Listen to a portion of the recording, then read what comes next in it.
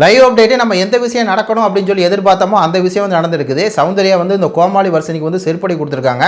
அது இன்னைக்கு காலையில் வந்து பல விஷயங்கள் வந்து பேசிட்டாங்க. கோமாளி வர்ஷினி வந்து ஒரு இன்டர்வியூ எடுக்கிற மாதிரி வந்து சௌந்தர்யா கிட்ட கேள்வி கேட்டுச்சு. நீ எப்படி இவ்வளோ நாள் வந்து இருக்கிற, அப்புறம் உன்னோட காம்படிட்டர் யார், இந்த 8 பேர்த்துக்குள்ள நீ தகுதியான நீ கேமுலாலே அப்படின்னு பல கேள்விகள் கேட்டால் கூட ஒரு செருப்படி வாங்குற மாதிரி ஒரு கேள்வி வந்து சௌந்தர்யாட்ட கேட்டுச்சு. சௌந்தர்யா வந்து அதுக்கு பதிலடியும் கொடுத்துருக்காங்க.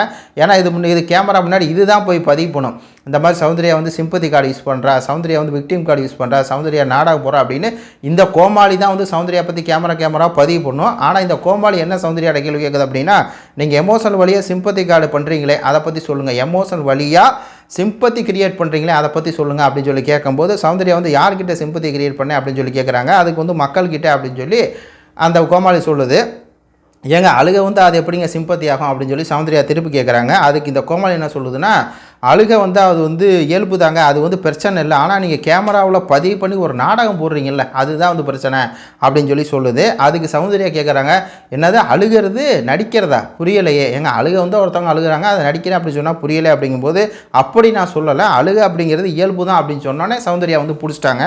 ஏங்க நீங்களே சொல்கிறீங்க அழுகை அப்படிங்கிறது இயல்பு தான் அப்படின்னு, அப்போ அழுகுது அது எப்படிங்க நாடகமாகும், அழுகிறது உங்களுக்கு கோவம் தான், நீங்கள் வந்து அழுக மாட்டீங்களா, உங்கள் மனசு கஷ்டப்படுற மாதிரி விஷயங்கள் யாராவது சொன்னால் நீங்கள் வந்து அழுக மாட்டீங்களா அப்படின்னு சொல்லி லெஃப்ட் ரைட் வந்து வாங்கி விட்றாங்க. அதுக்கப்புறம் அழுகை இயல்பு தாங்க, நீங்கள் வந்து சில விஷயங்கள் வந்து சிம்பத்தை விக்டிம் கார்டு ப்ளே பண்ணுற மாதிரி வந்து எனக்கு தோணுது அப்படின்னோடனே சௌந்தர்யா ஒரு பாயிண்ட்டை வந்து பிடிச்சி இதுக்கு வந்து செருப்படி கொடுக்குறாங்க. இந்த பாயிண்ட் தான் மிக முக்கியமான பாயிண்ட்டு.